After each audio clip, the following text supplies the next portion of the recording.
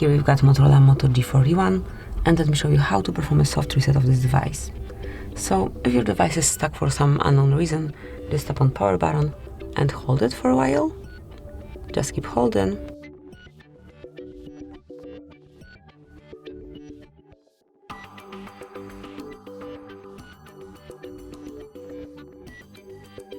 And now when you see Motorola logo, you can leave it and wait until it's rebooted.